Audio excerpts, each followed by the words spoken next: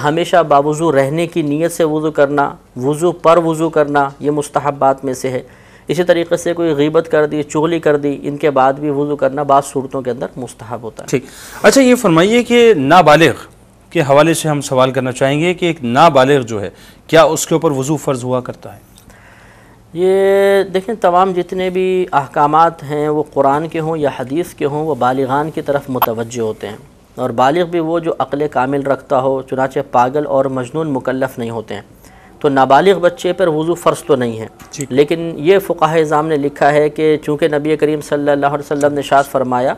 کہ جب بچہ 7 برس کا ہو جائے تو اس کو نماز کی تلقین کرو، اور 10 برس کا ہو جائے تو مار کر نماز پڑھاؤ۔ ٹھیک ہے، تو حالانکہ بچہ بھی مکلف نہیں ہے، لیکن پہلے سے ہی اس کی ظاہری باطنی تربیت کے لیے نبی کریم صلی اللہ علیہ وسلم نے اس کو تلقین اور مارنے کا حکم ارشاد فرمایا۔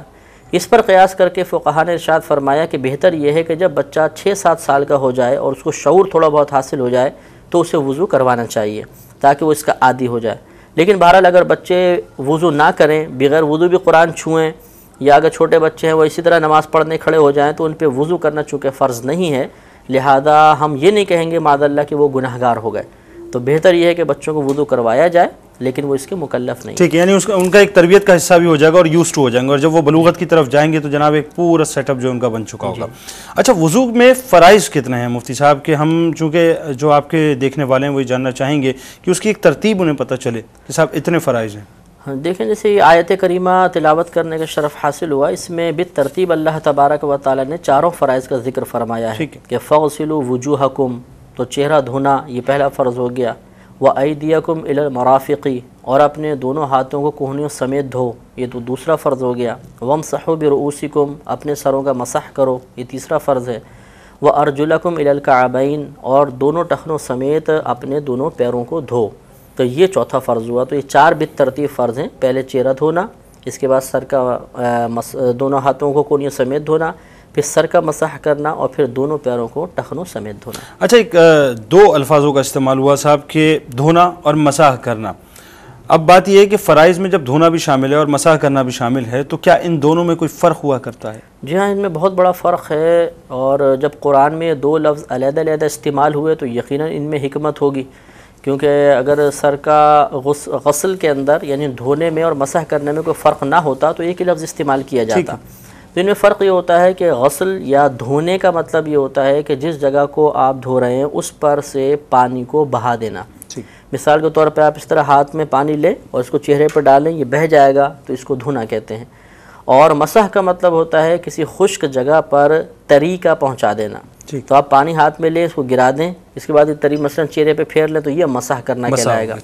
تو اب اللہ تبارک و تعالی نے چہرہ دھونے کا، ہاتھ دھونے کا اور پیر دھونے کا حکم ارشاد فرمایا، اور سر کے مسح کا حکم دیا۔ تو جو دھونے کا حکم دیا اس کو دھونا ہوگا، یعنی اس پہ پانی بہانا ہوگا، جہاں مسح کا حکم دیا وہاں پر مسح کرنا ہے۔ لیکن یہ ضرور ہے کہ اگر مسح والے مقام پر آپ نے پانی بہا دیا، مثلا دھو دیا،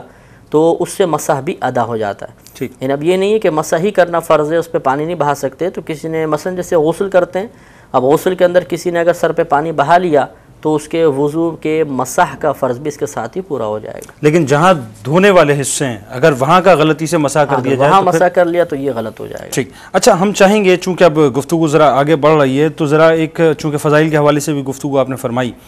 ہم چاہیں گے کہ وضو کا مختصراً آپ طریقہ ایک بیان کر دیجئے کہ کیا ترتیب ہوا کرتی ہے اور کس ترکیب کے اعتبار سے جو ہے ہمیں وضو کرنا چاہیے۔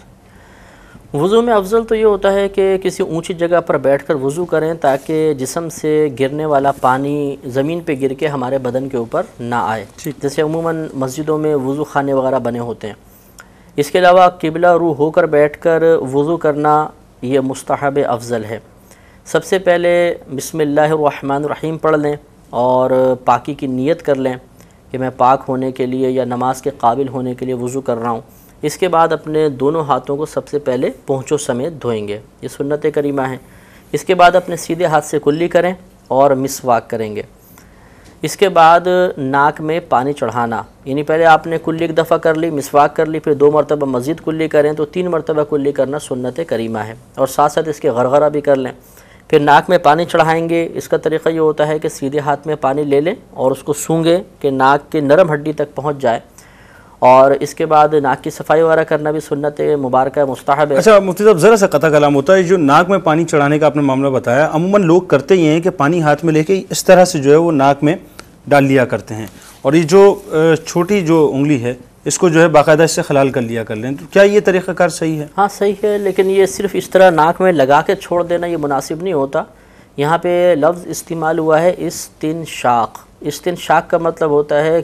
کہ سانس کے ذریعے ناک میں کسی شے کو اوپر چڑھانا، تو اس سے لفظ ہی ظاہر ہو رہا ہے کہ ہاتھ میں پانی لینے کے بعد اس کو تھوڑا سا سونگھیں تاکہ وہ اوپر کو چڑھ جائے، لیکن اتنا نہ سونگھیں کہ دماغ کے اندر چلا جائے، تو تھوڑا سا اس کو مجھے یہی خدشہ تھا اصل میں سونگنے سے کہ وہ دماغ میں جو ہے وہ جانے کا اتنا پریشر کے ساتھ اس کو نہ کھینچیں کہ اوپر تک چڑھ جائے، تو یہاں نرم ہڈی تک کم از کم پہنچانا ضروری ہوتا ہے۔ ضرور سے مراد ہے کہ سنت تب پوری ہوگی، اور اس کے یہ جیسے آپ نے ارشاد فرمایا کہ الٹے ہاتھ کی چھوٹی انگلی سے پھر ناک کی صفائی کریں، اگر ناک میں کچھ نہیں بھی ہے تب بھی خلال کرنا، ناک میں ڈالنا یہ مستحب ہوتا ہے۔ اس کے بعد چہرہ دھونے کی باری آتی ہے تو سب سے پہلے چہرے کی مقدار یہ ذہن میں رکھنی چاہیے کہ جہاں یہ عادتاً بال جمتے ہیں یہاں سے لے کر یہ جو تھوڑی کا بالکل نیچے حصہ ہے، ایک تو یہ گردن سے یہاں تک کا حصہ ہے، گردن تک نہیں، صرف یہ جہاں دانت جمتے ہیں اوپر والے اس کا یہ حصہ، اور ایک کان کے لو سے دوسری کان کے لو تک، یہ پورا ہمارا چہرہ ہے۔ اور جیسے ابھی اس پر ہماری گفتگو ہوئی ہے کہ چہرے کا دھونا فرض ہے، لہذا پورے چہرے پر پانی بہایا جائے گا، اگر کسی مقام کا مسح ہوا تو ہمارا چہرہ دھلنا نہیں کہلائے گا۔ اب ہوتا یہ ہے کہ عوام الناس پانی لیتی ہے اور اس کو یہاں پہ لا کے آنکھوں کے پاس چھوڑتے ہیں تو پانی نیچے چلا جاتا ہے، حالانکہ چہرے کی مقدار بال جمنے کی